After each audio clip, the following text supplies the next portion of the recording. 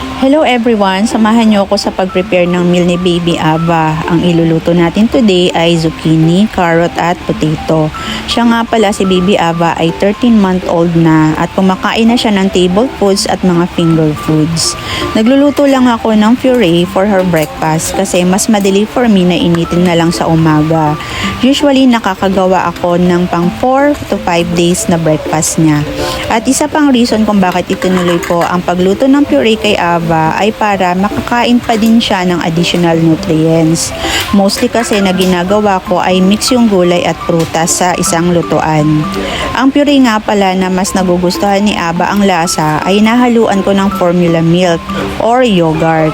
I-share ko na din ang yogurt na ginagamit ko dati nung below 1 year old pa si Ava ay Greek yogurt. Any brand is okay naman. Pero si Baby Ava, ang paborito niya ay yung Arla at Pascual na brand. And ngayon nga, since 1 year old na si Baby, pwede na siya ng mga flavored na ang favorite niya ay strawberry at mixed berries. That's all for today. I hope you enjoy and you like this video. Please leave a comment, like, and subscribe. Thank you for watching.